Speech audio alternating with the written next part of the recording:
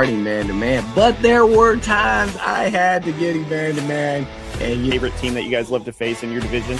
Yours. Yes, sir. It's actually games like you play against the Raiders, you might get 3 sacks. When they had Jamarcus Russell, which I did. So I got 3 sacks on them. I got 3 sacks on them in the first half, right? Yeah. And I'm ready, and they take Tommy Maddox.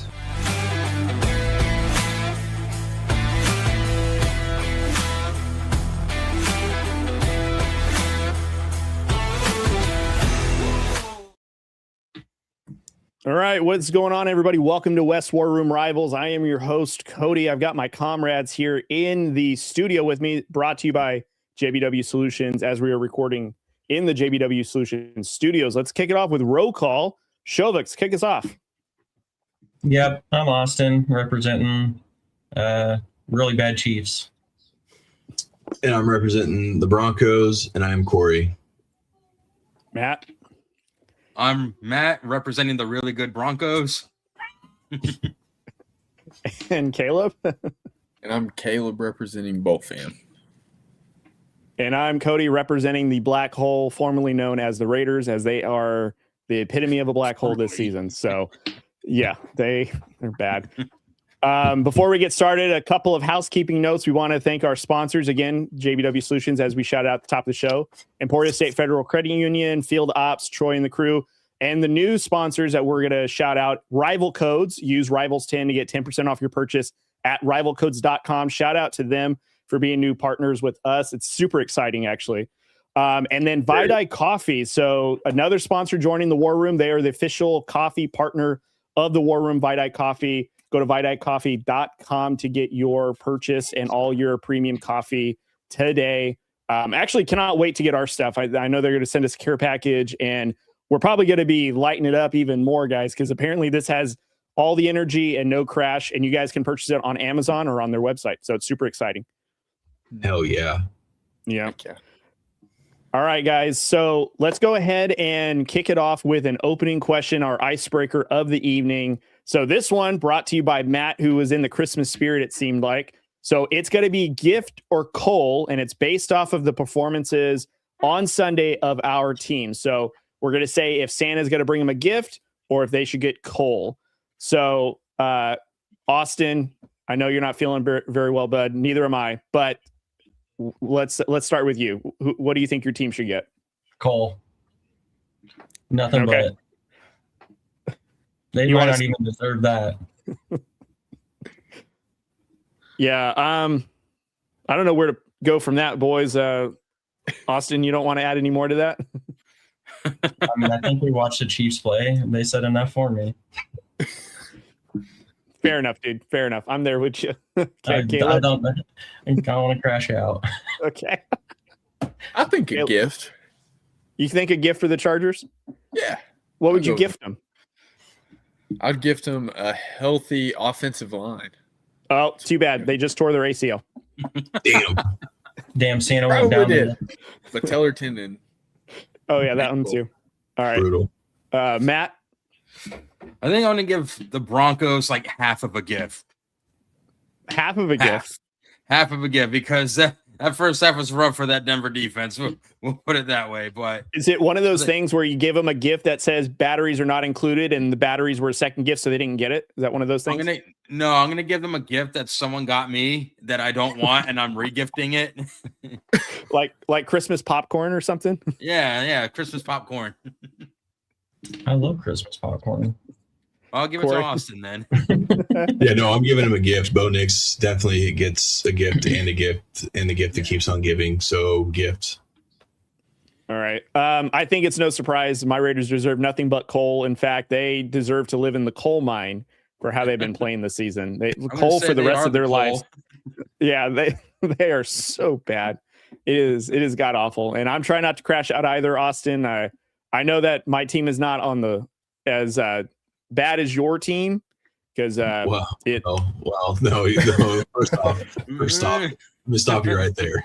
The Raiders are so way worse than the Chiefs. I think if you take into expectations, I was trying to say that the Raiders are far worse than where the Chargers are at. This is what I was trying to finish on. Oh yeah, no, you're good. I'm just sitting here like even the Chiefs with Gardner Minshew is still better than the Raiders. It's true, but if we take into considerations, they might be pretty, or like where expectations were, they might be even. This is what most people expected from the Raiders. So Austin, you missed it. So before you jumped on, I was looking at the schedule because, we were trying to figure out what the rival of the week game is going to be for Sunday and all that stuff. And I was looking at next week and I was like, oh, shoot, we've got, or not next week, in a couple of weeks, we got Chiefs and the Raiders at Vegas. And I go, oh, shit, we have a chance. And everyone was like, no, you don't. No, you don't. You might. That would be crazy if Gardner Minshew. He will. He 100% will. He's got to cook the Raiders 100%. 300 yards, 5 touchdowns. He's going. He wins out and gets paid by the Raiders. He goes back. Goes right back. I think he's still getting paid by the Raiders, actually. Oh shit. Well, because remember we had him the off season. I think we had him on a couple of year deal, guaranteed on some money. So I wouldn't be surprised if we're still paying somewhat of that. So we're paying everybody else that's not playing for us. So brutal. Yeah. All right. Well, thank you. Delivering coal to you guys.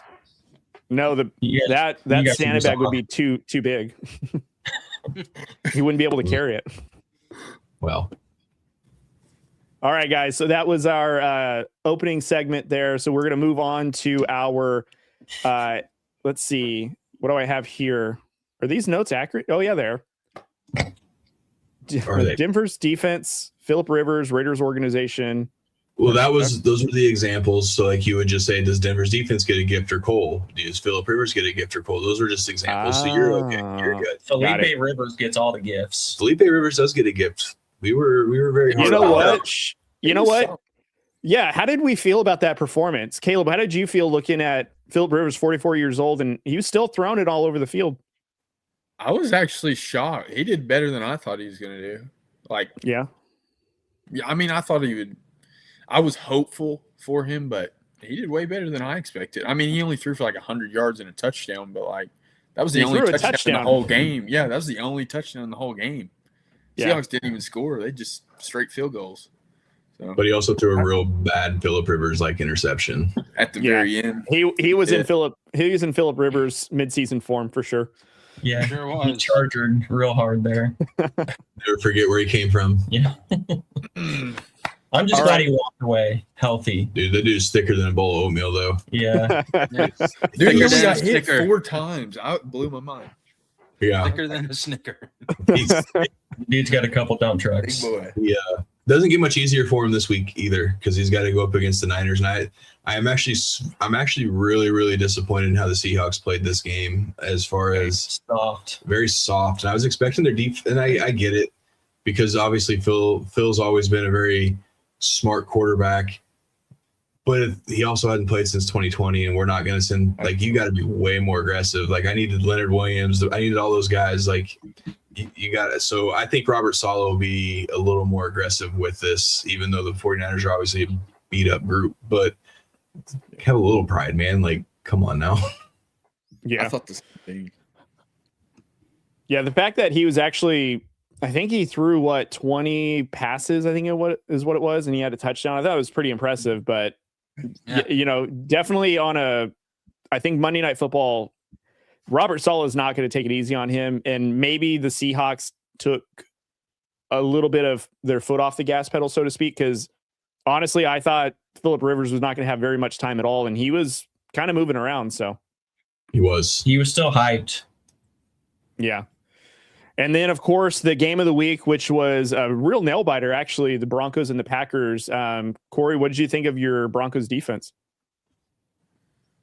Well, there's a tale of two halves. Obviously, those of you that tuned in and watched Matt and I for our TikTok halftime report, we were very frustrated with the lack of pressure. The 3-man rush wasn't quite getting it done, and they were letting Jordan Love kind of do what he wanted as far as, the floaters. So the Matt and I we were asking at halftime to see a little bit more aggression from the defense. And then, of course, what do they do when they come out in the second half, Matt? Absolutely shred Denver's defense for a touchdown. And we were kind of like, well, this is it. This is really going to happen. But holy shit, man, Bo Nix deserves a lot of credit here, and the defense towards the end of the third quarter into the fourth quarter. But I'm so happy and I'm so excited for this team and what they're capable of doing. They're showing that it doesn't matter who they play, they're going to find ways to win, and that's obviously the main recipe for a championship level team is finding ways to win, and they're finding different ways to do it. And if the offense is clicking like we've been seeing the last few weeks, then look out. Yeah. Matt, what was your thoughts on it? Yeah, like Corey said, it's a tale of two halves. I mean, the only consistent thing about that game was Bo Nix in the offense. I mean, look what Bo was able to do. The fact that like his confidence is definitely back. The way he's been playing, that he's been able to, the Packers kind of like came out with that game. They want to keep Nix in the pocket. Everyone knows Nix flourishes when he's outside of the pocket. So he just adjusted to that. He moved around. He escaped tackles. He extended plays with his legs, and he made good reads. And it was just able to get the ball out of there. Like he wasn't sacked at all, which is, amazing to think with, Micah Parsons. And, obviously we, thoughts and prayers with him. Hopefully he, speedy recovery with that ACL injury. But, he wasn't sacked at all. And you have, again, one of the best pass rushers that ever played the game, breathing down his neck, and he's still able to get out of there and make something out of nothing. So that offense was really consistent. I was very happy with the way they played. Cortland Sutton, give him his credit too. 7 receptions, 113 yards, and a touchdown. I think he became, the 6th or 7th receiver in Broncos history to eclipse 7,000 receiving yards. So, I mean, give him his credit as well. Yeah, as far as the defense goes, it was just – we knew it was going to be tough to get to Jordan Love. Green Bay's offensive line is fantastic. They did a good job for the most part up until, the tail end of that second half. But, this can't go on moving forward. Like you have to be consistent in every quarter, every game from here on out, because now this is – you clinch a spot in the playoffs, and there will be tough teams in there that will consistently come at you. So, And then, hey, shout out to Riley Moss. His first interception of the season. So good for him. Yeah. Well, I do also want to give a little bit of credit to the Broncos offense here. They all had the most balanced game I think I've seen all season from them. 34 passes from Nix, 31 rushes as a team. Obviously, you had Harvey leading it with 19 carries, and he had the lone rushing touchdown. But that's still some pretty good play call balance that Sean Payton did. They also kept Bo Nix clean. They didn't give up a single sack, which allowed Bo Nix to have one of the higher passer ratings that he had all season, 134.7. So that was impressive for a huge game against, an NFC contender. And who knows, this might not be the last time we see these two teams play, maybe at this season. Because as we talked about on our Sunday morning pregame show, these two teams respectively are probably Super Bowl contenders. And I'm foreshadowing a little bit, because we have a little bit later in the show to talk about that. But I do want to transition over to the next AFC West game, and this was the Chargers and the Chiefs game. Austin, I see you shaking your head, buddy. I'm sorry. I have a job to do. I'm just doing my job here, man. Caleb, I'll start with you since you're all smiles here. What was your thoughts on seeing that game, and what was your takeaways for the Chargers? Yeah, I didn't bring the broom. You give it to me, but not the Chiefs. I forgot. It's downstairs. It's downstairs. But I was actually more impressed in the score shows, and the reason I say that is because of our play calling. Like me and Austin had a pretty good conversation about this. Like we ran the ball and we actually stuck with it for a majority of the game, and that's something that we haven't done as much this year as we did last year. And Justin Herbert didn't have to be Superman. And I was actually really satisfied with that. I did put Justin as my player of the game offensively, just the way he's had to gut through some stuff, and he threw a touchdown. There wasn't a lot of fireworks this game by any means. It was really a defensive battle. I was most impressed with our defense again. Like they again have stepped up week in, week out for the past few weeks. It's unfamiliar territory for me. I was telling Austin, we were talking about it on TikTok Live the other day. whenever Mahomes got the ball, that last drive that they had the ball, they got a first down immediately. Travis Kelce, and I was like, "Uh-oh, here it goes again." But for them to, like, the way they played, and I know Patrick Mahomes went out that last drive. Again, I hate to see that. Prayers to him, and hope he has a speedy recovery.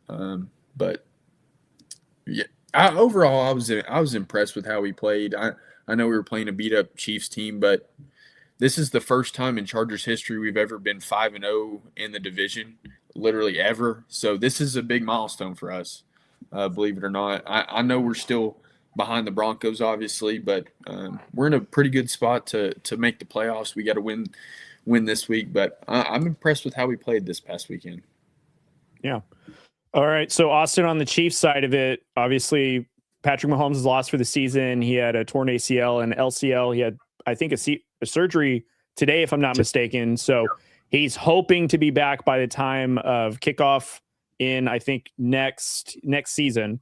So hopefully his rehab goes well. Hopefully his recovery goes well. And I will say, as the resident Raider fan, for any of the Raider fans that I saw rooting for Patrick Mahomes' injury, shame on you guys. I mean, we can be rivals, but we can also have empathy for some of these players that are putting their bodies on the line. We don't need to root for someone's injury or downfall. I think it's pretty immature, and I think it's kind of disgusting. But Austin, on your side is the Chiefs. As you know, this is the first time you guys will miss the playoffs in over a decade. What are your thoughts from this game and the Chiefs' future? We're done. We're back to the basement. Next decade, we're done. We're cooked. There's no hope. No, I'm kidding. The game wasn't bad. I mean, it's been like the whole season, right? Like, you stayed kind of competitive in the game and then just didn't find a way to win. Yes, Mahomes going down probably played a little part on maybe not finding a way to get there late. But, I mean, if we just look at the season, something would have happened. We would have had a wide open touchdown that went off a receiver's hands for an interception or just something, right? So I think it was just another game that's just been the epitome of the season. I think the worst part is now we didn't just lose, we lost Patrick. You just hope that he does come back. I think worst case scenario, he misses 1, maybe 2 games to start next season. I mean, I know what the average recovery time is, but it's also person dependent, right? And position dependent. But we got to remember, AP had the same exact injury late in the season, and then the following season he came up 9 yards short of a record. Right. I mean, some people are just different. Absolutely. So it depends. But at this point, I think I've mentioned, it might have been on the TikTok live with Caleb, I kind of just want to see some of our young dudes play. Just see what we got. But as far as the game against the Chargers, it just felt like another game that unfortunately just the injury at the end kind of just made things seem so much worse. But if you take that part out, it was just another Chiefs game. Just what the season's been. We run a couple plays, then we quit running, make stupid mistakes. Defense does pretty well to give us a chance, and then just can't do quite enough. So to me, I'm just describing it as another Chiefs game with a terrible ass ending with Patrick. Yeah, it was definitely, I'll be the first to say, this is definitely not the Chiefs season I predicted. Not that I've thought, again, the Chiefs have always been known to have a slow start, maybe a bump in the road. They rally and they find themselves in the playoffs. And before we know it, AFC Championship game or Super Bowl, majority of the time in the Super Bowl. So to see the Super Bowl hangover that we kind of talked about in the offseason, I think is kind of interesting of where we're at. Didn't expect it to be losing Patrick. And a lot of people calling for Andy Reid to be fired, which I'm finding very strange. He's the reason why the Chiefs were relevant for 10 years. And now all of a sudden he's the problem, which I'm not understanding. But what, Matt, you have some thoughts on that?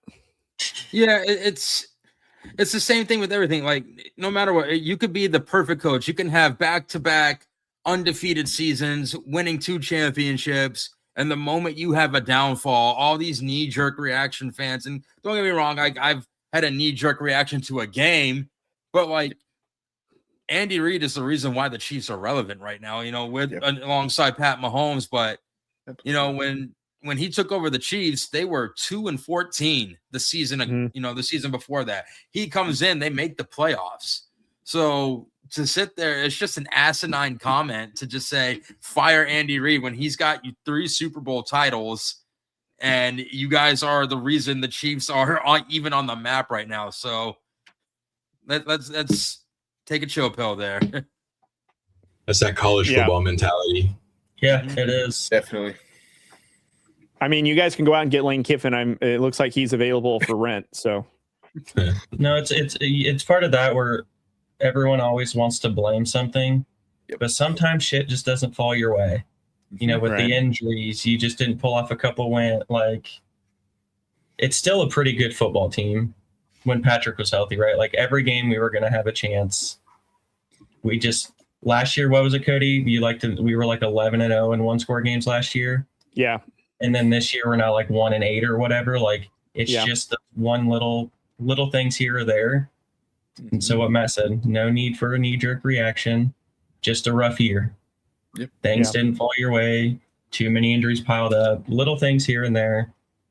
If you're wanting Andy Reid gone, it means you weren't here before Andy Reid, so you can't even comment.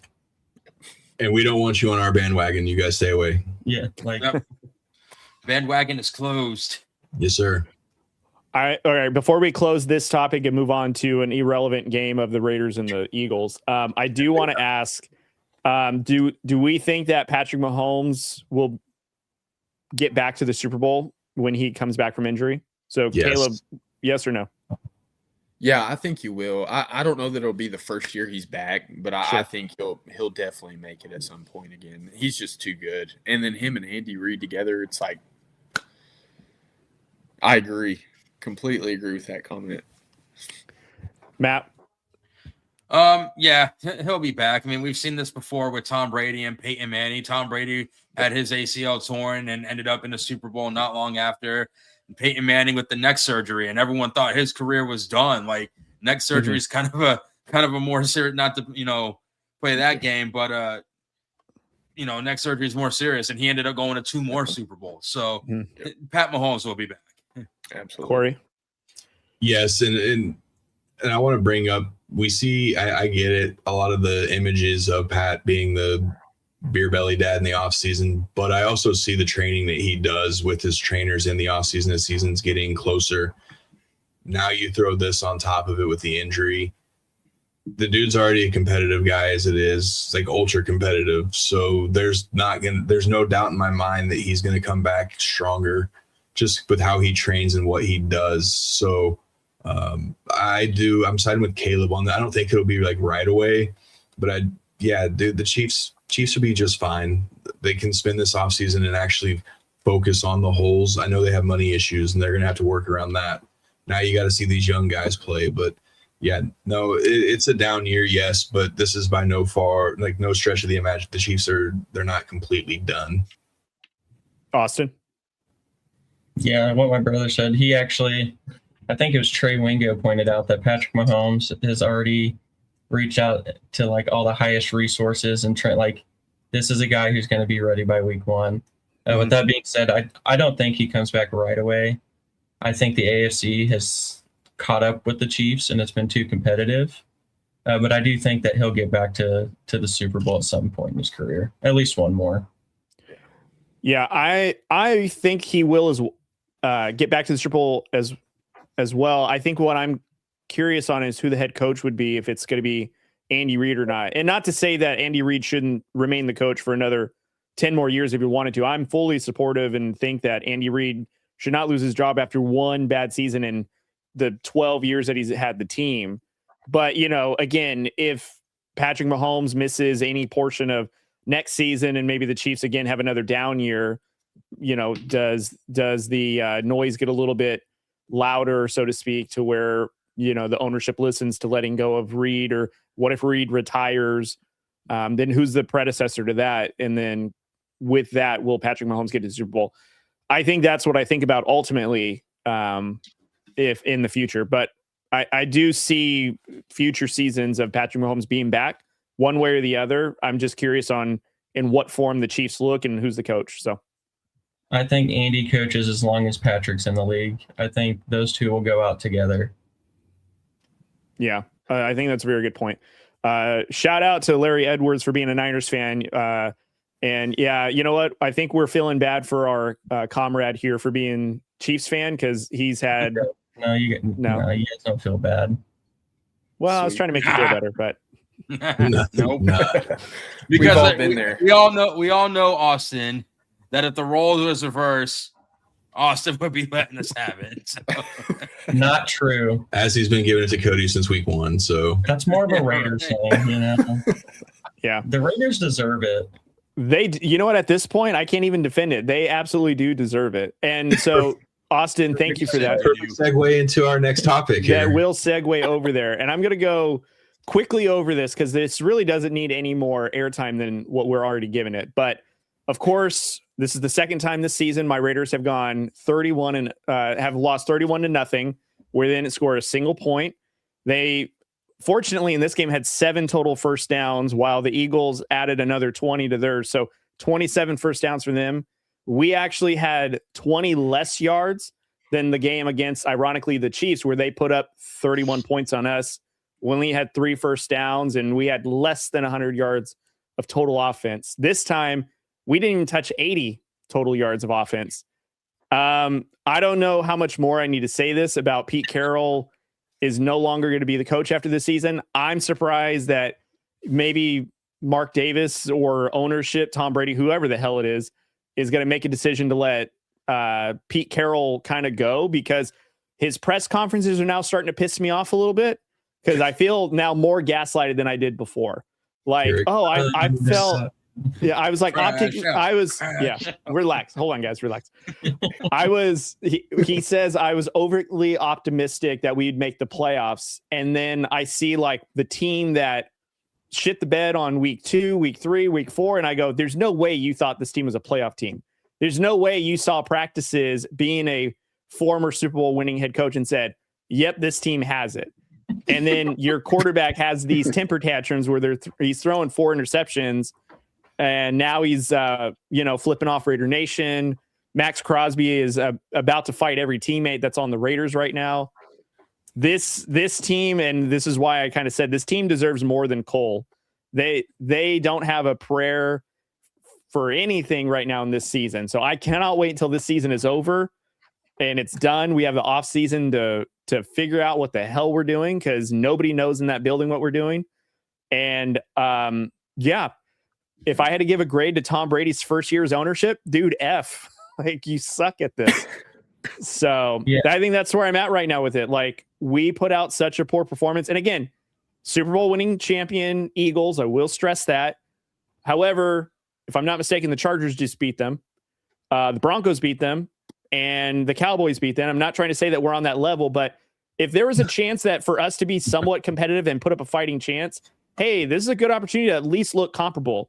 Not put up less than 80 total yards of offense, which, golly, at least Max Crosby I think he got 2 sacks in this game. So that's a positive. That's going to bring up his trade stock in the offseason, because honestly, this rebuild is going to take a long time.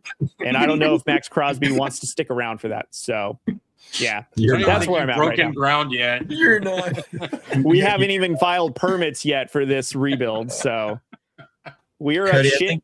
We're a shit creek without a paddle. Year 21 of the rebuild. I think the easier question from this game, because we're done with the Raiders. Mm-hmm. I've been seeing a lot of Eagles fans saying they're back. So my question to you guys, does this game make the Eagles back? No. Okay. Thank you. Maybe big backs. I did say that this was a get back on track game for the Eagles, in the sense of, and we know this from watching NFL games, when a team gets confidence, then that's true, outperform what they initially were capable of doing. So I think this gives the Eagles confidence of like, hey, we do remember how to do this. And I can't remember who their next matchup is, but I imagine that this kind of helped at least the confidence to where, when they go into the playoffs now, or wild card or whatever, that they'll be competitive. But I don't think that this means that the Eagles are now going to win the Super Bowl again. You beat the freaking Raiders, guys. Relax. So yeah, and I'll be the first one to say that. Pipe down, and they got their chance. The Eagles had their chance at America's booty call. Yep. That's all the Raiders are right now. The Raiders and Titans are America's booty calls. Well, hold on. That's Chiefs played them next. And the Chiefs will still be all right. The Chiefs will be the Titans. Even with Gardner? Even with Gardner. Okay. So, again, the Eagles just did what they were supposed to do. They got the girl home from the bar. It was America's booty call. It's, 2 a.m. Here we go. Now we move on. That sounds kind of positive for the Raiders, though. At least you're something. Yeah. I mean, we're something on the bottom of someone's shoe right now. At this point, the Raiders are just the NFL's practice squad. Yeah. Yeah. Honestly, they're that and Max Crosby. I'll throw some respect towards him, but they're a practice squad and Max. Yeah, the Raiders are getting me to a point to where, like, I'm now feeling sorry for Max that he's enduring this, and now I'm like, buddy, I'm so sorry. We got to get you somewhere else. Like, you don't deserve this. Because as much as I want him to retire as a Raider, like, I don't know how the Raiders can justify doing this to him, because this is the fourth rebuild essentially he's a part of, and he is so much better than this. Like, he's gonna take a team's defense to the next level that could probably, like, turn around their Super Bowl opportunity, and it's not the Raiders anytime soon. So I almost feel like we kind of need to do the dude a solid. We cannot keep doing this to him because he's done so much for us, and we're just giving him shit as a team every season. Yeah, it's very comparable to Tony Gonzalez. He had to endure so many bad Chiefs seasons where we were finally like, all right, dude, we'll send you to Falcons for a few years and see if you can, chase that ring. Yeah. All right. I'm done crashing out now. I didn't think I was. I was actually in a really happy mood. Not anymore. Thank you, guys. Thank the Raiders. Yeah, thank the Raiders for our season worth of crash outs. Yeah. That is why our show took off is because of Cody's crash out. Yeah. We should clip them all for the new year.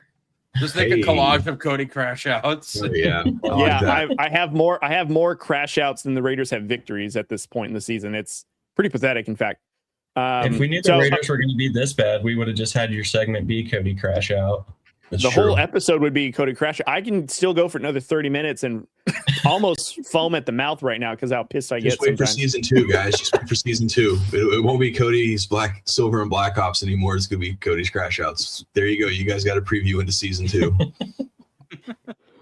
Oh my gosh. Or the crash out zone, just so that way that's all it is. It's not even mine. It's just I crash out. So, all right, let's move on to the last game that we did talk about this a little bit for excuse me, at the top of the show with the Broncos and the Packers, but I think more specifically we're to get into the team specifically. Matt, I'm gonna start with you though.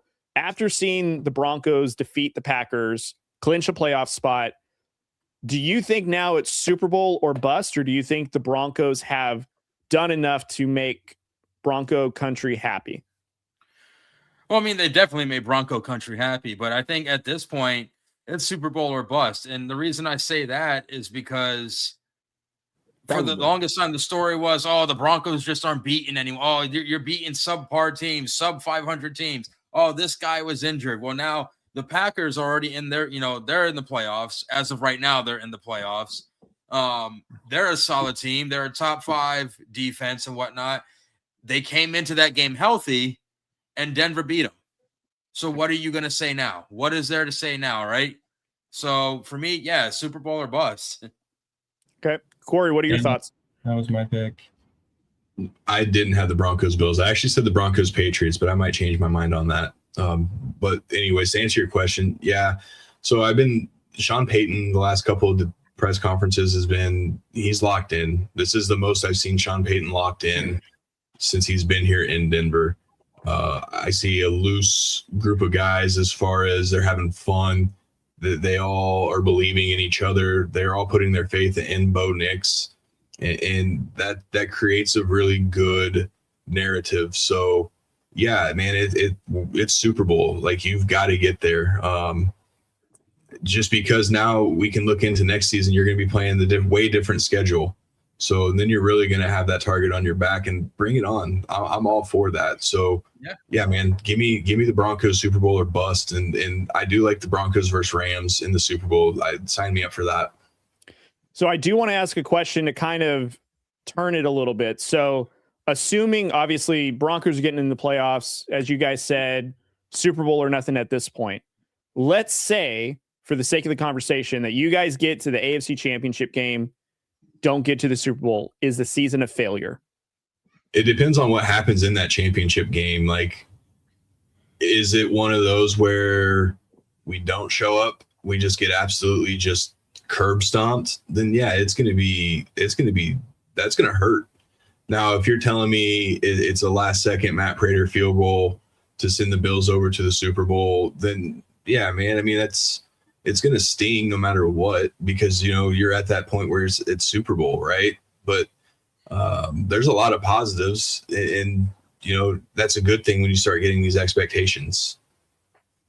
Yeah, no, for me, I mean, either way, whether we get blown out or, again, a Matt Prater, you know, field goal to send the Bills to a title game, it's going to sting regardless. But for me, like, remember, we weren't even supposed to be here. We were supposed to have a worse record. Bo Nix was supposed to throw less touchdowns and more interceptions.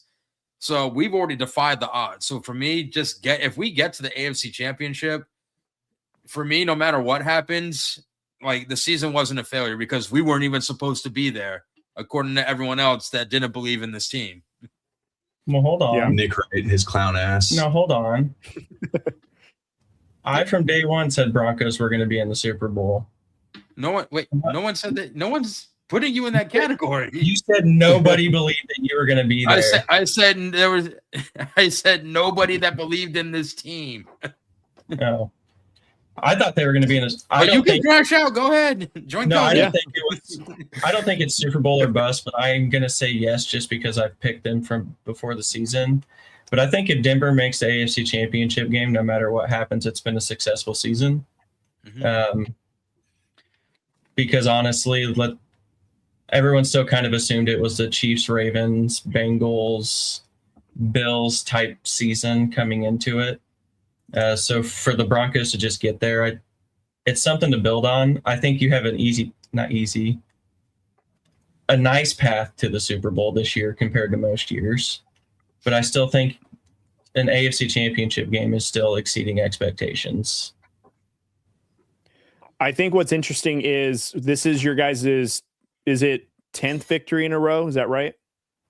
11th. Okay. Yeah, right. Now, if you guys win 11 in a row, let's just assume you guys drop one game and you guys finish 12-4, 13, whatever, right? And then you guys get all the way to that point and then lose.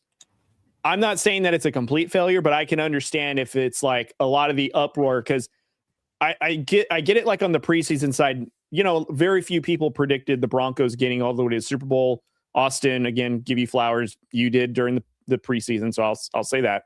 But, you know, for the majority, there wasn't a lot of people saying that the Broncos were going to get there. So, but as the season goes on and they become more Super Bowl favorites and now more compared to Super Bowl 50, to then let's assume, and again, we don't know yet, assume that they lose in the playoffs, or maybe they lose in the divisional round or the championship round, then like I could see the argument of like, well, it's a failure because you had this expectation going into that after you've won 11, 12 in a row, whatever that number is. And with the way that your defense played, with the way that your offense had come from behind, to then it not work out to whatever the team you guys played. I can see where then that might feel like a failure as like the clock hits zero, so to speak, just because once you guys get to a certain point in the regular season, it's Super Bowl or nothing. Anything less than a Super Bowl is by all accounts then considered a failure. It's encouraging to go to the next season. But, you know, as what we've seen, the Bengals went to one Super Bowl and haven't even gotten the playoffs since, or gotten one other time since then. So it's almost like if this is not a Super Bowl, which is maybe very few opportunities, and it's not captured, then I can see how that's put as like, well, that's a failure then because you didn't make it after the season plateaued to this point, you know? Yeah, I think anything short of a championship game at this point would be a failure. Like if they lose their first playoff game, yeah, that's a failure. Like at this point, Denver should 100% believe that they're in the AFC Championship game. I think once you get to that point, though, the competition's so good that if you do lose, it's not a failure. Now, the first round, you lose your first playoff game, then yes, like that can't happen. But once you get to the championship games and things, it's one of those where they're all good teams. So like whoever wins obviously earns it, but yeah, anything short of an AFC Championship game, we can have a different conversation. Corey, Matt, do you guys have anything continuing? Because I have one last Bronco question, which is very important for you guys. But did you guys have anything else on that last topic? No. Okay. So one of the things that has shined bright, of course, in Denver Broncos season is Bo Nix, your guys' second-year quarterback, who is, I think now officially, I mean, throughout the season, he's kind of been there, but is now officially entered the MVP conversation. And I'm curious for you guys specifically, where does Bo Nix land? Is he top 2, 4? Do you think he deserves the MVP award? So I'm curious. I want to start with Matt. You tell us what your thoughts are on that. I think he deserves to be in the running, especially what he's been able to do these last few weeks. I would say give him, definitely give him a shot, like top 2. If the performance that we saw, like, again, you're not going to get elite performance 17 weeks in a row. You're going to have your hiccups. But there was a couple of times where it's like, again, his footwork was all over the place. The mechanics were all over the place, forcing his throws, leaving his feet to make throws. So if we were getting the performance that we saw on Sunday throughout the season, I'd say, yeah, put him in top 2. But I think at this point, he deserves to be at least in a top 5 candidate, but not the actual winner, even in the top 2. Corey?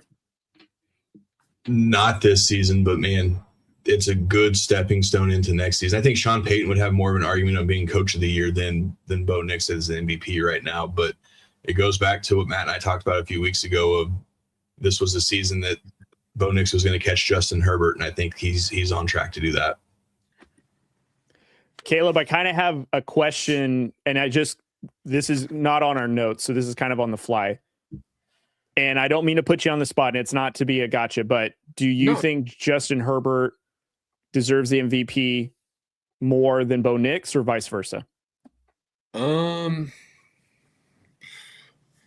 wouldn't say, honestly, I would probably put him right at the same level. The reason I say that, Justin had a really, really good start of the year. Their stats have they're pretty even right now from what I can tell. I think Justin might have him in like yards and maybe in touchdowns, I think. No, but looking at it. Oh, sorry. Go ahead, Caleb. No, you're good. You're good.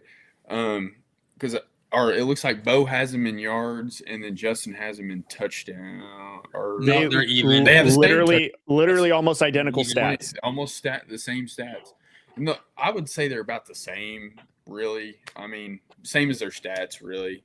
Mm-hmm. The reason, and I think Justin, had he not gotten hurt and we had a decent O-line, I would probably put him up there top 2, top 3 this year. I think he would have a much better season than he's having at this very moment. But right now, I'd probably put him right at the same level. I mean, just with Justin playing through injury, and plus that's my team, so I got to say that too. So. Well, and I think there's a conversation to see if Justin Herbert, because he's playing with a broken hand, I don't think he's missed a game yet, right? He's played all games this season. He has. And I'm not saying that Bo Nix still doesn't deserve MVP. I think he's probably in the top 4 discussion at least. But also, like Justin Herbert, should he also have a seat at the table, so to speak, in that conversation? Just because, again, Chargers second, they are undefeated in the AFC West. And really, I think the Broncos and Chargers play one more game this season, right? And you can almost argue that that's going to not only decide the division, but who's the better quarterback out of the two. So I think that's an interesting preview for what's to come in the future part of the season. So, yeah, question. All right, guys, let's go ahead and close out that topic. And respectfully, there's really nothing to report on the Silver and Black Ops report. My hope is the Raiders continue their stronghold to get to the number 1 overall pick so we can F that up and then, carry on with another season. So, Austin, I'm going to go over to you. Give us your Austin aerial attack for week 15. Yeah, I don't want to, but I followed like a trend this year, and I said anytime you shut a team out, like you should get it. But at the same time, I don't know if the Raiders count as a team anymore. Fair. Because I don't know if the Eagles defense really played well. I think just Kenny Pickett and that offense suck. So I think I'm gonna go out on here and I'm actually gonna pick the Bears. They held the Browns to 3 points, which I know isn't much, but the Browns have had a little momentum offensively. Mm-hmm. Bears coming off a I don't want to say bad loss, but I think last week is when they lost to the Packers, right? Yeah, you're right. If I'm not mistaken. So coming off a loss, you're kind of getting a semi-momentum offense with Shedeur Sanders and the Browns, and you hold them to 3 points. I mean, that defense kind of just dominated. I know I should pick the Eagles because they shut a team out, but it almost feels like a fluke picking a team against the Raiders. So I'll go with the Bears. Shedeur Sanders has still been able to put up points. Judkins has been all right this year. Mm-hmm. Harold Fannin and Shedeur and that offense had kind of found a little momentum. So the Bears defense being able to basically just shut them out. I mean, Shedeur had 3 interceptions and no touchdowns. I think, Judkins had 21 rush yards. So, I mean, they were just completely stopped. And I know, again, it's the Browns. They're not like a juggernaut, but they had been riding a nice little momentum wave. Mm-hmm. So just kudos to the Bears for bouncing back after a loss, getting back on track and doing it in a big way. So Bears defense gets a little bit of flowers this week. I'm surprised you didn't pick the Ravens. They shut out the Bengals. I think that was, I got to be honest with you, I think that was Joe Burrow's just done this year.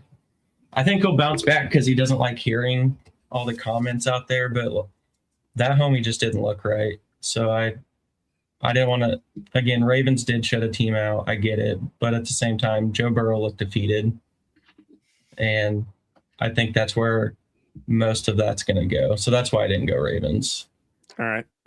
I mean, I get it. And to be fair, it's a good pick on the choosing the Bears and the Browns. The Browns actually had a pretty good game. I can't remember what team it was. It was actually a pretty good competitive team that they were keeping up with. Or was it the Titans where they blundered on that 2-point conversion? I think it was where they took Shedeur off. Yep. So, but yeah, I mean, still a good pick. But yeah. All right. And anyone else have an honorable mention for a defense? I mean, I have an honorable mention, the Chargers. Their defense won that game for. I mean, we can say what we want about the Chiefs, but that was a huge game for the Chargers. I mean, and their defense is the reason they won. So yeah, for sure. I know I'm a Chiefs fan, but I wasn't a firm believer in the Chargers defense, but damn, they're flying around. They were laying some pipe. Yeah. That game. Like, I don't know. It felt like football to me, even though it was against my Chiefs. That felt like a nice old school defense from the Chargers. Yeah, they came ready to take some heads, so to speak. So poor Rashee Rice. Golly. Well, also too, you can make an argument that Patrick Mahomes kind of led him on with that one. So he's had some hospital balls this year for sure. Yeah. All right, so we're going to transition over to Caleb's Counter-Strike. So this is for week 15. So Caleb, give us your Counter-Strike. Yeah, so my team that this week that was all hype and no bite at all. I hope I'm not taking Corey's crossfire, but it is the Bengals, man. The reason I say that, they were in a chance to fight for a playoff position in their division. They're right there. And they lay an egg. Scored 0 points against a not very good Ravens team at the moment. Mm-hmm. You gave up 189 rushing yards to the Ravens, who haven't ran the ball at all. Joe Burrow threw 2 interceptions. Zach Taylor's got it. They got to do something. I mean, like Austin was saying a minute ago, I think Joe Burrow's just done for this year at least. I think he's like, just wrap it up. Just wrap up the season because, it's bad. That's bad. 24-0. Yeah. You're supposed to have an offense. Yeah. That's what they've had all season. That's what they've had since he's been there. And they had no offense and no defense. So that's a terrible recipe for success. And that's my uncle's team. So he probably agrees with me because it drives him nuts too. But Yeah, that's my team this week. That was all hype, no bite. I was really disappointed in how they came out and played. I thought that was a very winnable game for them. They obviously beat the Ravens like Thanksgiving or Black Friday, I believe, maybe even Thanksgiving. So it's like, what's going on? I don't know. Something's going on there behind the scenes that is not fully being said, probably more than Joe Burrow has said. But they got a lot of work to do, put it that way. Yeah. And what's even more sad is this is in Cincinnati. This is at their home field that they had a goose egg in, and blunder after blunder. I mean, Joe Burrow looks like he does not want to play football anymore. Yeah. Corey, and it's your favorite division, man. So I think this might make you feel a little bit better. Well, yeah, yes and no. One, Joe Burrow is my fantasy quarterback, so he can go F off. The 2.5 points was not great for me either. Yeah. Golly. You didn't get bounced in the playoffs of the Podcasters League, did you? No, dude, I smoked in that. Dude, I'm crushing right now. I need to send Joel an apology text because I bounced him in round 1. So yeah, we're on to round 2. Yeah. Well, not league, yes. Everywhere else, no. All right, that was Caleb's Counter Strike for week 15. Corey, you're up with the crossfire, sir. Hit him. Yeah, with it was gonna be Joe Burrow, but I'm changing. I'm pivoting. It's you clowns with Toyotathon. You guys. I know. I will say Jordan Love's overrated ass.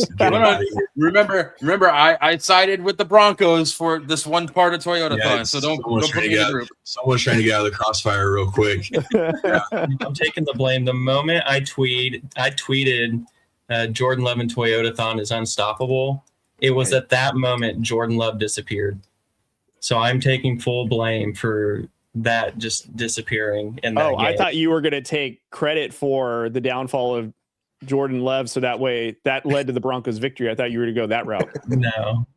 No, it's a big game. Matt LaFleur, Jordan Love aren't going to show up. That's what you can bank on that. When the pressure mounted, Jordan Love didn't. He crumbled. He Dak Prescotted himself. And all I had to hear was this Toyotathon. I even saw Bronco fans on Twitter talking about Toyotathon going into this game. Sit down, please. I am sitting. So now, for the love of God, we can put Toyotathon to bed, and I don't have to hear about this shit anymore. Please understand, Jordan Love is not a good quarterback. Matt LaFleur is not that guy either. When the game's too big, these guys aren't going to show up, and they showed that again. I'll just be like every other Chiefs fan right now. The moment Pat Surtain had that dirty hit on Christian Watson that injured him is when the game changed. It wasn't a dirty hit. It was a sick interception. But Chiefs fans were saying every tackle the Chargers made was dirty. So I thought I'd join in on that. But it really was. Once I tweeted it and once Christian Watson went out is when that thing turned. That was a sick interception. But Watson going down, he's the reason their offense actually took off. We can say Toyotathon with all the fun we want, but once he came back, that offense went to the next level. So once he got hurt is when their offense kind of stalled out. So I'm still a believer in Toyotathon, but you still got to have some homies around you to help you with them Yoders. I was going to say, Corey, you don't want to hear about Toyotathon anymore. Just wait till their Sunday morning pregame show. That's all that question's going to be hearing about. I want everyone to understand that Jordan Love and Dak Prescott are basically the same thing. They're the same person. Like they're not. They're when the pressure's too much. Dak is a Honda. Don't you dare put him in Toyotathon. When the pressure's on and the lights are a little brighter, these guys just aren't it. So yeah, I mean that's all it is when it comes to that. I mean that would make sense why the Cowboys lost to the Vikings. The lights were too bright on Sunday Night Football. So. You can't. Number 9's back, baby. Okay. Yeah. Sure. Next. Gritty. Next. I'm not going to go into detail, but a small crossfire is the Patriots. They had a prime opportunity with a big old lead to start and then crumbled. That's all I really had to say on that. Yeah, that was a questionable one. And Mama Williams is going to be upset with you, Austin. So she's in town. So be careful. Watch yourself. She will come and get you. As Matt knows, she's just in the next room. So she will come through the screen and take your soul. Feel free to yell at Matt for that. Yeah, she made it very a point I can't pick the Patriots anymore because every time I do, they lose. So you shouldn't want to. Well, and they came out hot. It was like 21-0 fast, wasn't it? Yeah. Like first quarter, I think. Into my segment anyway. So all right, let's hit Matt's report. Go ahead, hit him, Matt, with the MILF report. The MILF report. Yeah. So last week I picked the MILF report to watch was Patriots and Bills. Again, divisional clash. Patriots were on the hot streak. Bills are just, again, they're fighting to move up in the playoffs so that they can solidify themselves. And at the start, it looked like things were pretty bleak for the Bills. I think they were down 21-0 at one point, and next thing you know, they just start surging back. Even Travion Henderson was running all over him. 14 carries, 148 yards, and 2 touchdowns, and you're like, my Lord, what is going on here? But James Cook also, on the other end, James Cook also went off as well. He had 107 yards. Neither quarterback was really prolific in terms of yards. Josh Allen, I think, only had 175 yards. And on the other side, Drake May, 155 and an interception. But Josh Allen still put up 3 touchdowns. Daddy mode.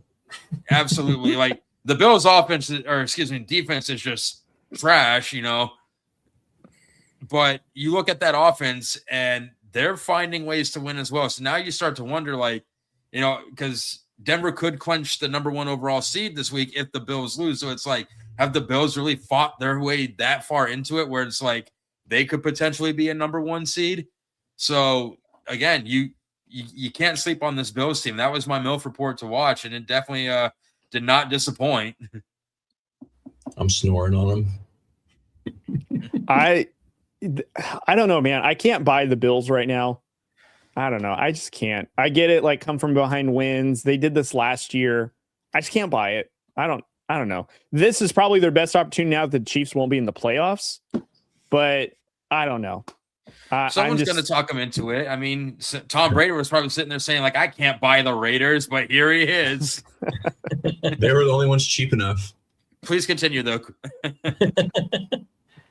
All right, that was a good one. All right. I don't really have anywhere to pivot from that. Thanks, guys.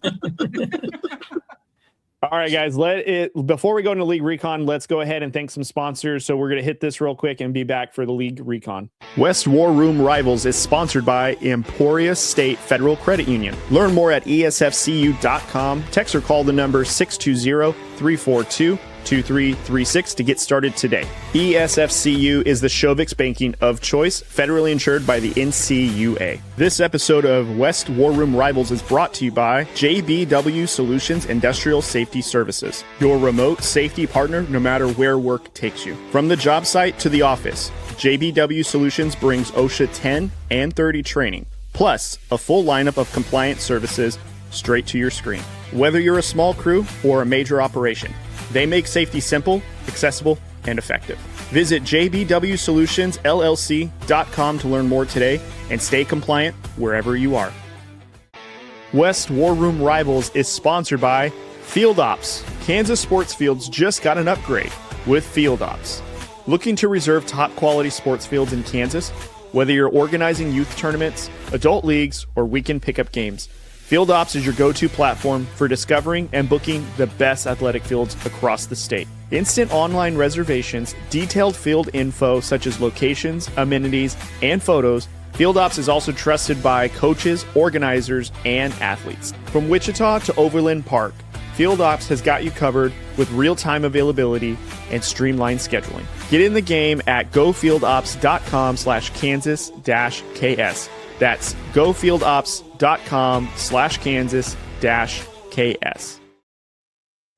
All right, guys, welcome back to West War Room Rivals. Go ahead and hit that subscribe button if you guys are watching right now on YouTube, or if you're watching us on X, hello, go to the YouTube channel and also subscribe there. We're going to move on to our League Recon segment here. So first off to lead is big injuries happened over the weekend. Of course, Micah Parsons with an ACL injury, Patrick Mahomes, of course, as we all know. So I guess these big injuries are leading to a huge shakeup in the playoff picture.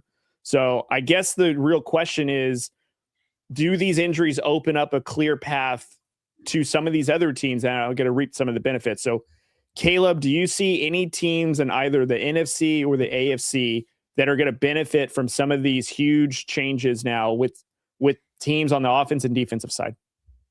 Absolutely. I think it's the Bears this week. I mean, they've got the Packers this Saturday, and I think they take full advantage of Michael Parsons being out.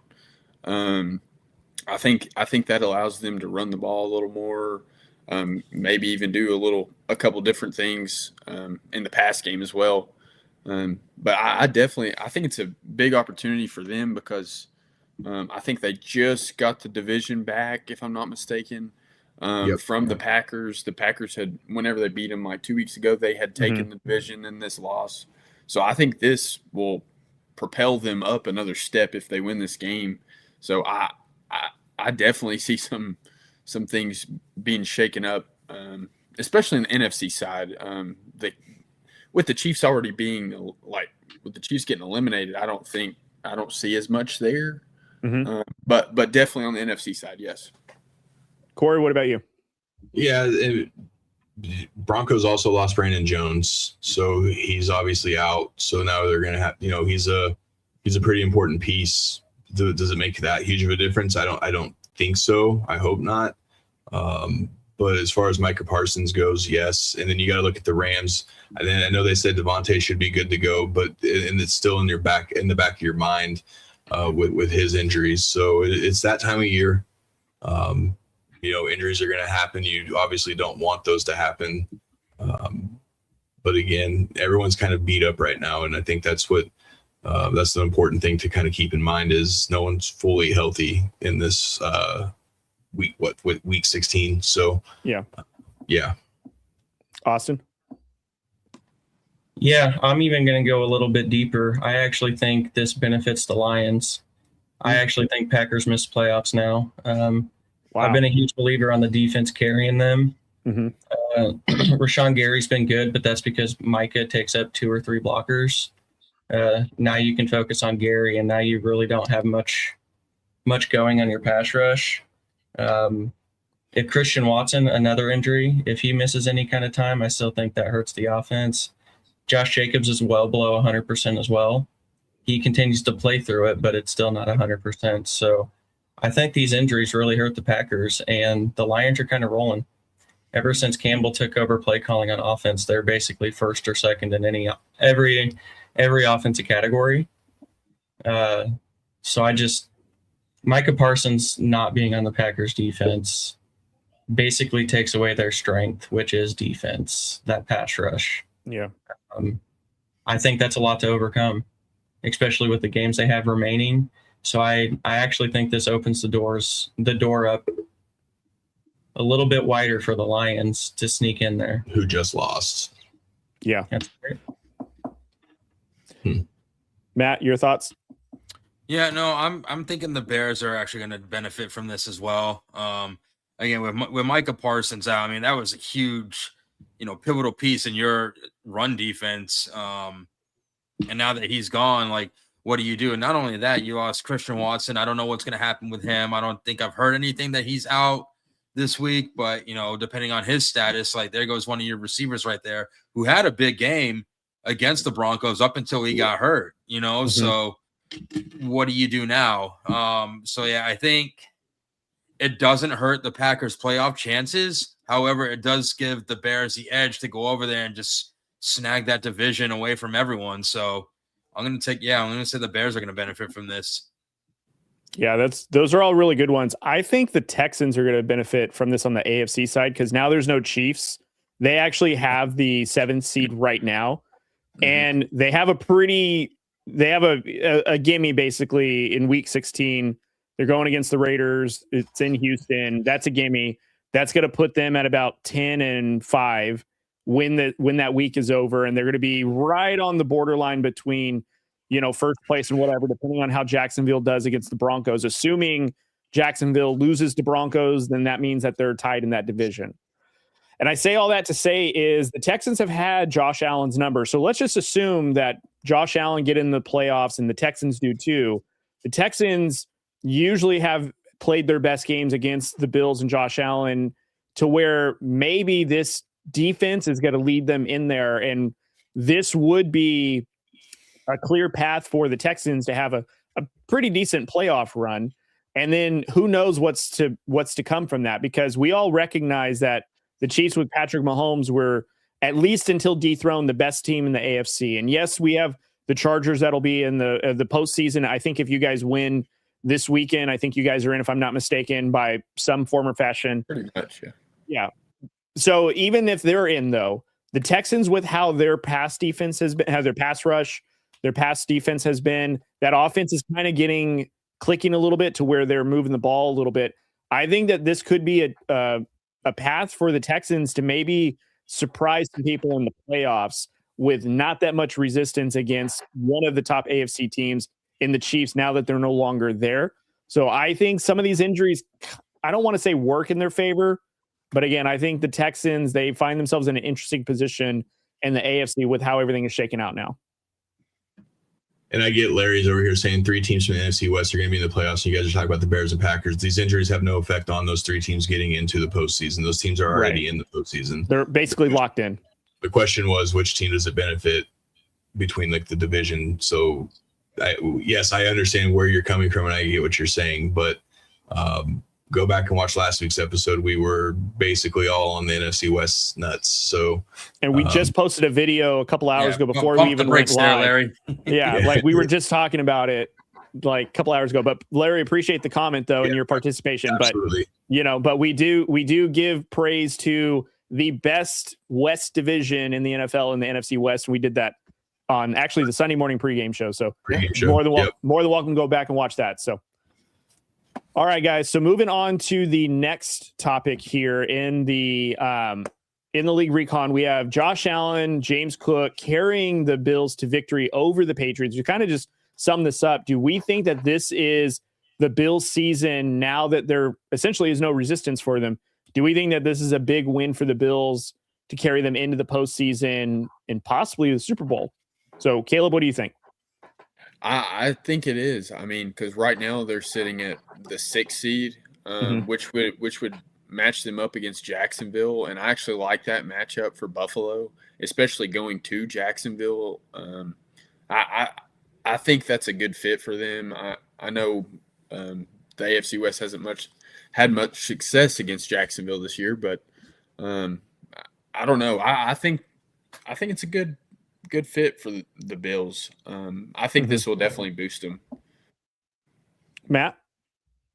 Yeah, no, I think the Bills have a lot of momentum going their way right now. I mean, again, they big win against the Patriots, that comeback win down 21-0, you come back, and this late in the season, like, how could you not have any momentum? I think they're doing well. I think they're running the ball well. Josh Allen, I think he's an MVP candidate, if I'm not mistaken.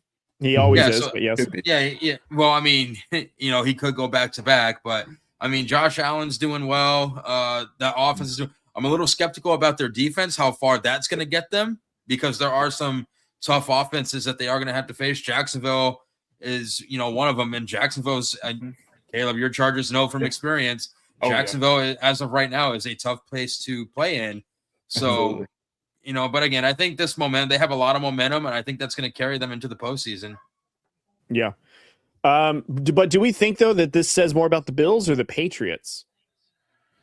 I think it says more about the Bills. I mean, again, as far as the Patriots go, like, they still put up good numbers. I mean, again, look at Travion Henderson's numbers, and this is a team that a season ago, the Patriots aren't winning this game at all. Like, I mean, they ended up losing anyway, but they're not putting up 31 points against the Bills. You'd be lucky if you got 3 points against them. That's just how bad this Patriots team was coached. And now Mike Vrabel's there, and they had a fighting chance, and it just didn't turn in their favor. And you're gonna have your bad games, but I think as of right now, it says a lot about the Bills because they keep grinding it out. Right? Mm-hmm. Again, 21-0. A lot of teams just kind of like. They all right, cool. We'll live to fight another day. Let's look forward to the next game. Like, we're not winning this game, but they came back and ended up winning. So I think it does say a lot about the Bills. All right, Corey.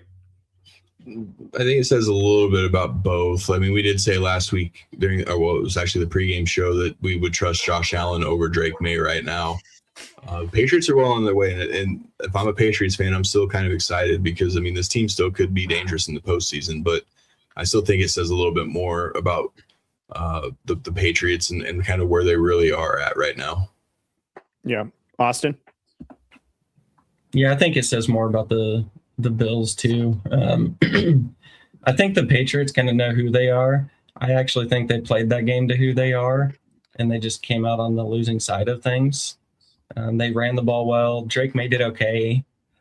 Their defense, I don't think, is ever going to get gashed like that, though. So I think that was concerning, but this was a big one for the Bills. I mean, they're at the point where they have to have games, and it looked like they didn't have this game. But Josh Allen kind of doing what Josh Allen does. I think as long as he's healthy, they always have a shot at going to a Super Bowl. But I'm with Matt. With that defense, I don't know if it can really get them there. But I think as long as 17 is upright, they're always going to have a chance. Yeah, that's a good point. I think my apprehension for this Bills team has always been, what playmakers do they have? What's their receiving core? They really don't have one. I mean, Shakur had, I think, 5 receptions for 60-something yards, I think. I think he had a couple of touchdowns. James Cook has really been the only solid offensive piece that they've had outside of Josh Allen. So I get concerned with how limited their offense is. Even though they put up 35 points, I think they put up 35 the week before against the Bengals. I just get concerned that, if they get to a team that has a solid defense, like, again, I just mentioned the Texans in the last question, let's just say the Broncos, like, I don't know how many of those teams with those type of defenses, or even the Chargers, I'll throw the Chargers in there. I think that defense would be really hard to come from behind 21 down at some respects. I just don't know if the Bills have that much offensive firepower when it comes to those teams that have a good defense and a good offense that could put points on you in a hurry. On the Patriots side, I kind of get a little concerned because Caleb, your debut, you kind of called out the Patriots as like their record doesn't really show who they are. They've won their gimmies essentially. And, one of their games that they did win was the Bills. It was a late heroic game that they won. But in this matchup, at Gillette Stadium, they did not look like, not a great team, but they just could not hang with the Bills and kind of got sunned, so to speak. So I feel like the Patriots, like, I don't know if this is the right time for them to kind of come back down to earth. But again, like Drake May, second-year quarterback, very similar to Bo Nix. You got a Mike Vrabel there that's really coaching this team for the first season. Going into the playoffs, into the wild card, because they'll probably win that division. How are they looking right now following this? That was a pretty big game, and to lose that, I think, is a really curious time to lose it. And let's see what they look like bouncing back against the Ravens. The Ravens are fighting for their division right now, so that team might be a little bit more competitive when they see them on Sunday. So I just feel like on the Patriots side as well, like, kind of concerning that they drop a lead like that where essentially they should have been able to take care of business. But, that's just my perspective on it. Mm-hmm. All right, let's move on to the last league recon question. And Larry, if you're still watching, man, this is for you, buddy. Although it's not your Niners, so forgive us for that. But a big NFC West matchup on Thursday night, Seahawks and the Rams. Both teams go into this matchup with the same record. Caleb, in the clip that we had put, has actually predicted that he thinks the Seahawks will take this division. So in this particular matchup, Caleb, who do you think walks away with this victory? Yeah, so after watching the game on Sunday, I was a little disappointed with how the Seahawks played. So I don't want to necessarily take what I said back, but you know what? I'm just going to stick with it. Yeah, I think they're going to pull it out. I think they're going to pull it out. That's a man right there. Why, thank you. No, I'm just kidding. Easy. It's a family show. He's married, guys. Relax. But I don't know. With Devontae Adams potentially being out, they said he's probably okay. You never know.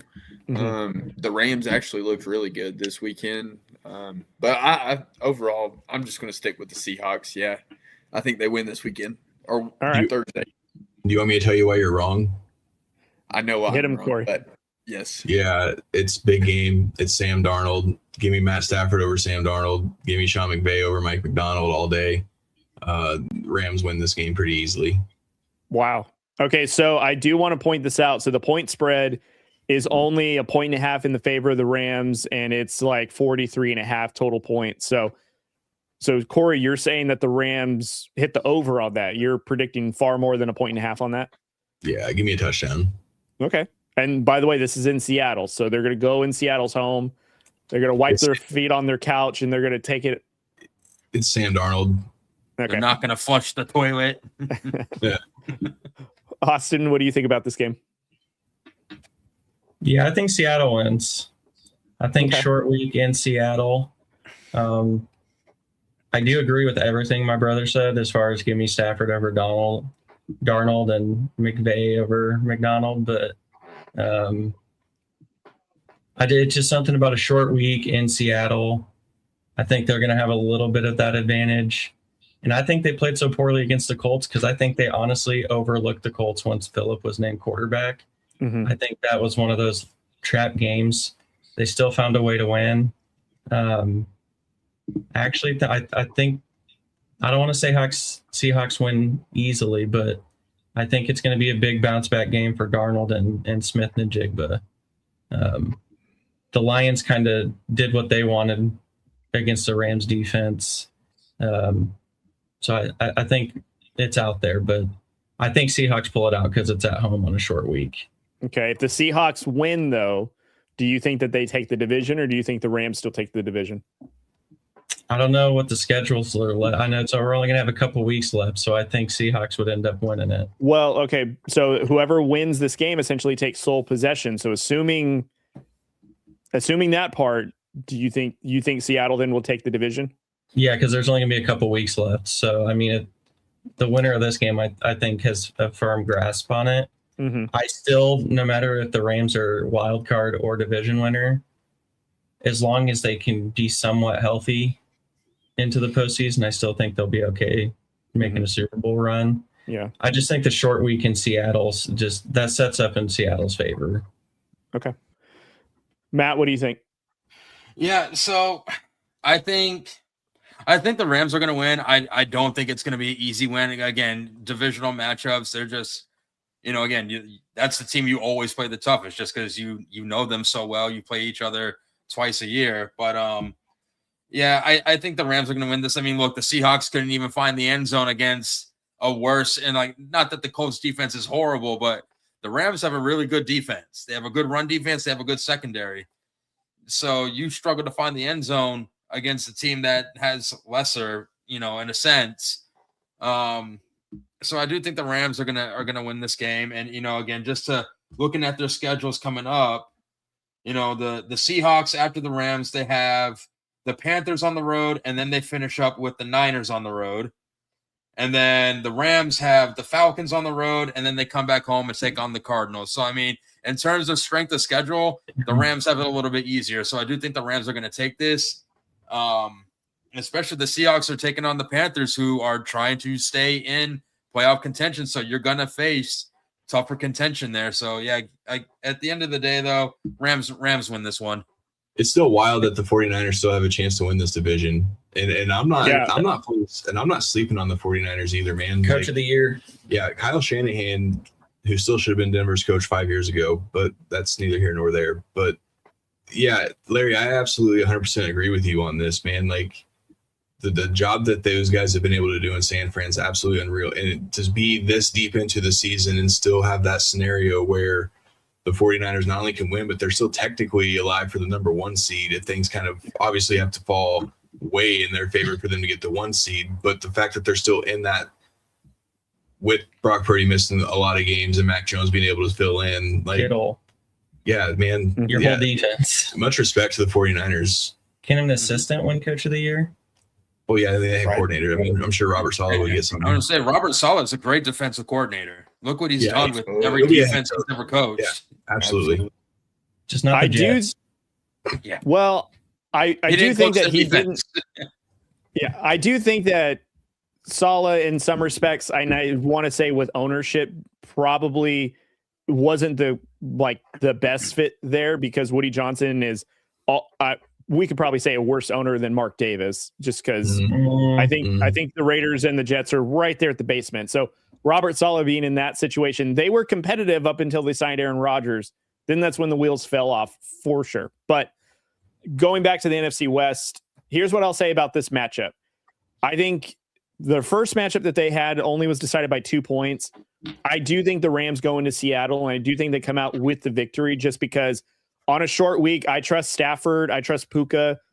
If Devontae Adams doesn't play, I think that makes this game a bit tighter. But if he does play, if Devontae somehow is able to be a decoy or be out for some routes, I think that just betters the chance for the Rams. I feel like that they're getting into a point where they're going to hit their stride because I do still think that they're the best NFC team. And I think that if they take care of business, there's no better team that I trust more to get to the Super Bowl than the Rams. And I say that over the Eagles because the Eagles are a dumpster fire at this point, even though they waxed my Raiders. They are, you want to talk about fraud alert. Eagles are on fraud alert right now.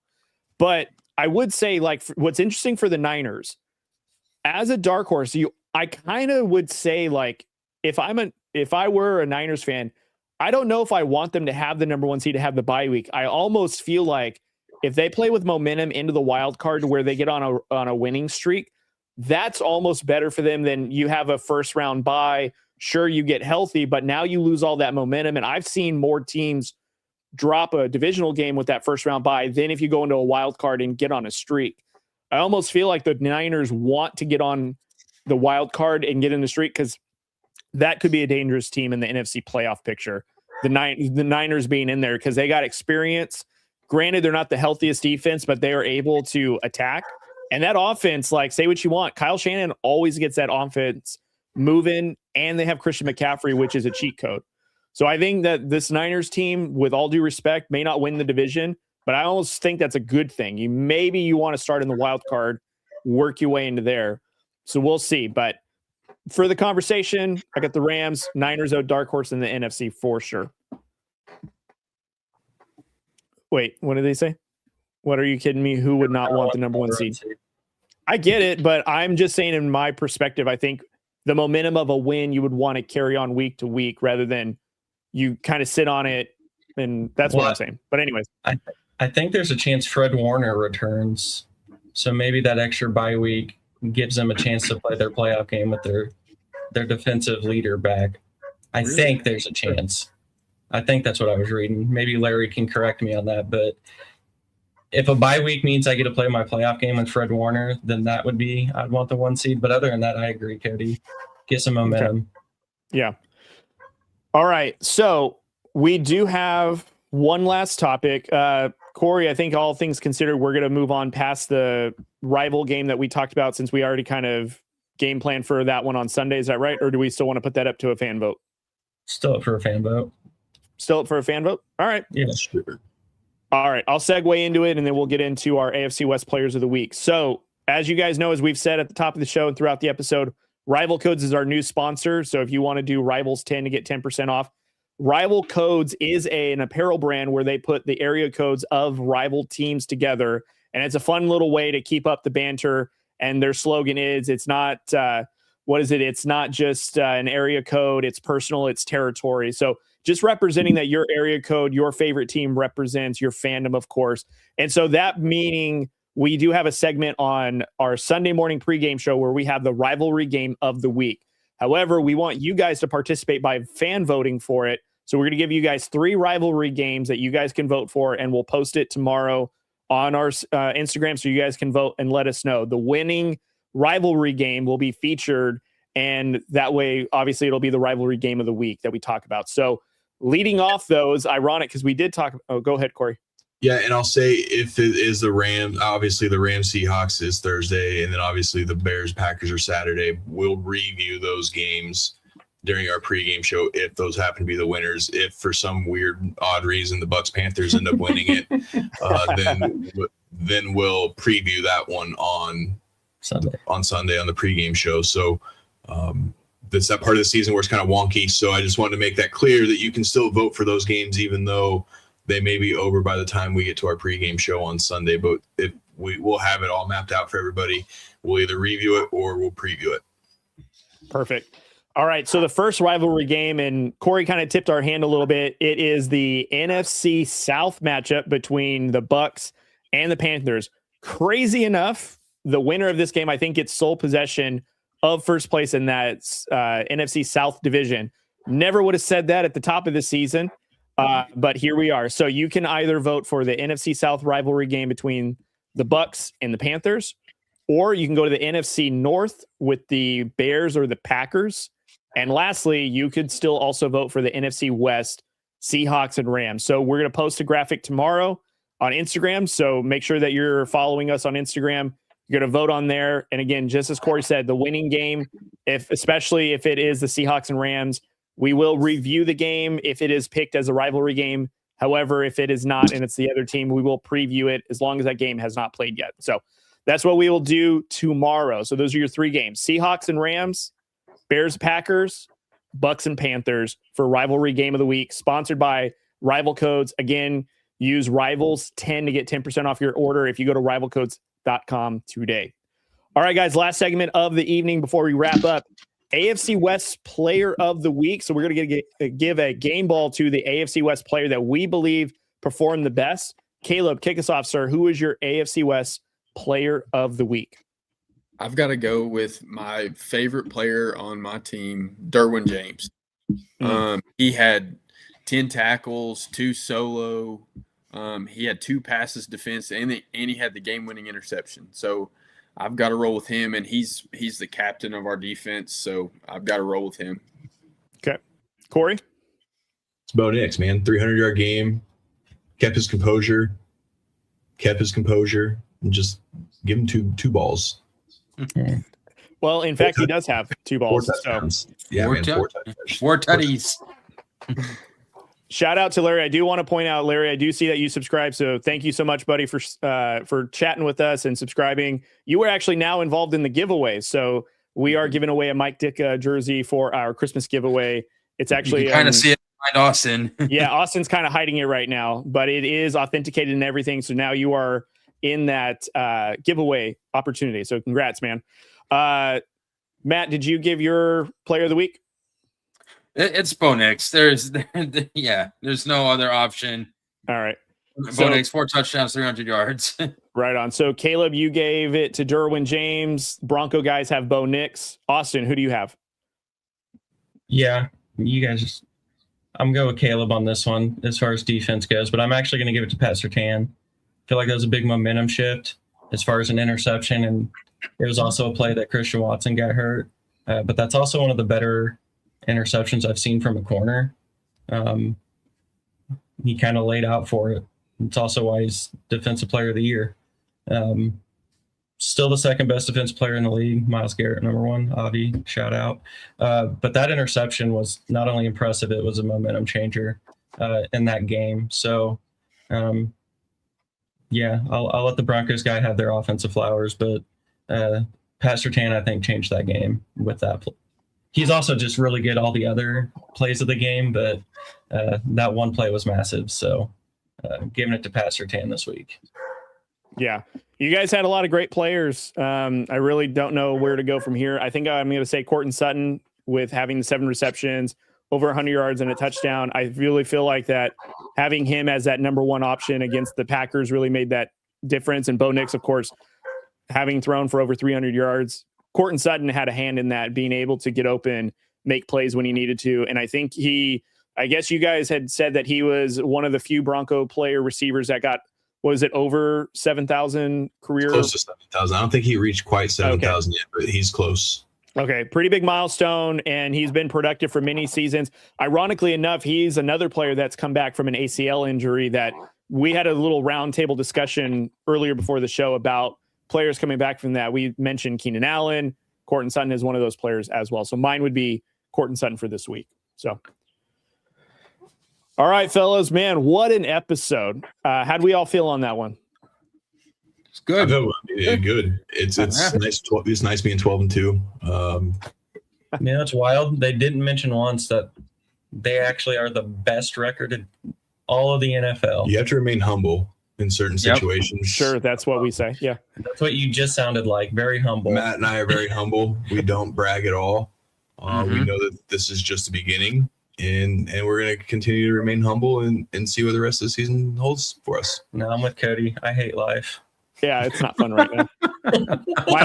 My only joy is when we're texting in our group chat and we've got plans for like the show or like what our ideas are and all that stuff. And then once I see in our notes, I got to talk about the Raiders. I'm like, shit, do I really have to do this again? Just wait until that bad thing that you were cooking last night, dude. Wait until that starts happening. Don't worry, fellas. We got something big planned. Laying the foundation for it, boys. Fertilizer of the future. That's right. That's what we'll do. That'll be the official like little thing that we give ourselves in this show for our future endeavors on this show. So that's what we'll do. All right, guys, let's go home. So got to thank some partners and then some sponsors before we go. So Beard Club, shout out to Beard Club. Austin's Luscious Beard over there is brought to you by Beard Club. Get your Christmas gifts today for your loved one so they can upkeep on their beard. Visit the link down below. Also, Shank It Golf. If you guys are golfers as the Shoviks are, you guys want to get your swag on, go to Shank It Golf. Same thing. Special links down below. Get your Christmas gifts. In fact, if you want to get your golf game going before the new year, get a New Year's resolution and get some swag for that and go visit Shake It Golf. And then lastly, I think we have no other partners outside of that. So now we're going to move on to the sponsors, which now we're at a point where sponsors are overseeding partners. This is awesome. So shout out to Caleb. Honestly, dude, this is your doing. So first off, we want to give a special shout out to Vidai Coffee. Thank you guys so much for sponsoring us. We actually have a segment that we will debut on Sunday. They're right. Yeah, right. He's somewhere around this screen. Just point him on your screen. What are you pointing? Jesus, Austin. My Lord. Nice to see you got your Teen Wolf sweater on. It's his chest beard club. All right. Back to what we were thinking. So Vidai Coffee, new sponsor. Shout out to you guys. You can buy them at vidaicoffee.com or go to Amazon to purchase yours today. Big shout out to probably our, I don't know, I'm really excited for this sponsor, Rival Code. So go to rivalcodes.com. Use Rivals10 to get 10% off of your gear to represent your rival in your territory. Also, Field Ops Kansas with Troy and the crew. Thank you guys so much for your partnership and your support of us. Emporia State Federal Credit Union, Angie and the crew over there. Thank you guys for being the War Room's banking of choice. And last, but certainly not least, as he's visiting down in Matt's territory right now, JBW Solutions, LLC. We are recording, of course, in the JBW studio. Shout out to JBW Solutions. Go visit jbwsolutionsllc.com today to get OSHA certified, safety compliance, long haul truck driving compliance, safety stuff, all that great stuff. Go visit them at jbwsolutionsllc.com today. Guys, that is a wrap for the War Room. Don't forget to subscribe, follow, like, share, all that good stuff. We will see you guys tomorrow. Matt, who's the special guest we have on tomorrow? Mario Vitans. He is co-host of the Altitude Adjustment podcast, really heavily involved in the Broncos community. His dad actually used to be the chiropractor for the Denver Broncos. Can't wait to have him on. Love his energy. Going to be a good show tomorrow. All right, guys. Tomorrow live at 7 p.m. Pacific time. I think it's 9 p.m. Central, 10 p.m. Ned Sanders time is what we've been calling it, which is East Coast for you guys. So anyways, we'll see you guys tomorrow night. See you guys tomorrow night for Mario's episode.